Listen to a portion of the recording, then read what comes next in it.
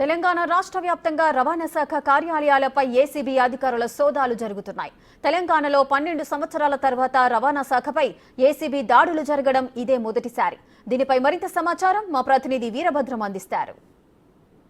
RTA కార్యాలయపైన ఉదయం నుంచి ACB తనిఖీలు అయితే కొనసాగుతున్నాయి. ప్రస్తుతం మనం హైదరాబాద్ టోలీ చౌకీ ఆర్టీఏ కార్యాలయం వద్ద ఉన్నాం. ఏసీబీ అధికారులు అయితే ఆ గేటుకు తాళం వేసి లోపల ఆర్టీఏ అధికారులు అయితే విచారిస్తున్నారు. ఈ ఆర్టీఏ రిజిస్ట్రేషన్స్కి సంబంధించి ఏ ఫైల్స్ ఎంత మొత్తంలో ధరల వద్ద ఆర్జించారు, అసలు దీనికి సంబంధించిన డాక్యుమెంట్లు కీలక డాక్యుమెంట్లను స్వాధీనం చేసుకుని ఆర్టీఏ అధికారులు అయితే విచారిస్తున్నారు.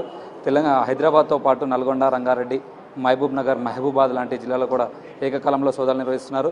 ప్రస్తుతం హైదరాబాద్ ఈ ఆర్టీఏ కార్యాలయాల్లో దళార్ల వ్యవస్థే ఎక్కువగా అయిపోయింది. దళార్ల వద్ద నుంచి అధిక మొత్తంలో డబ్బులు ఆర్జించి రిజిస్ట్రేషన్లు చేస్తున్నారనే నేపథ్యంతోనే ఈ తనిఖీలు జరుగుతున్నాయి. తెలంగాణ రాష్ట్రం ఏర్పడిన తర్వాత మొదటిసారిగా ఆర్టీఏ కార్యాలయంపై రైడ్ జరగడం అనేది ఇదే మొట్టమొదటిసారి.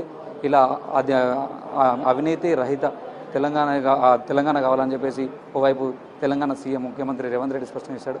అంతేకాకుండా ఆర్టీఏ కార్యాలయాల్లో రిజిస్ట్రేషన్స్, పొల్యూషన్, అంతర్రాష్ట్ర వాహనాలకు సంబంధించి డాక్యుమెంట్ని క్షుణ్ణంగా పరిశీలిస్తున్నారు. అసలు ఏ వాహనాలను ఎంత మొత్తంలో ఆర్జించారు, అసలు ఎవరెవరు ఎంత మొత్తంలో సేకరించారు అనే దానిపైన కూడా విచారణ చేస్తున్నారు. ఏసీబీ అధికారులు ప్రస్తుతం ఈ ఆర్టీఏ కార్యాలయానికి సంబంధించి దరఖాస్తుదారులను ఎవరిని లోనికి రాకుండా గేటుకు తాళం వేసి విచారిస్తున్నారు. ఈ విషయం ఏసీబీ అధికారులు అయితే పూర్తిగా ఈ విచారణ అనేది సాయంత్రం ఎవరెవరు ఎంత మొత్తంలో సేకరించారు, ఎంత మొత్తంలో ఆర్జించారనేది మనకు సాయంత్రం అయితే కానీ తెలుస్తుంది.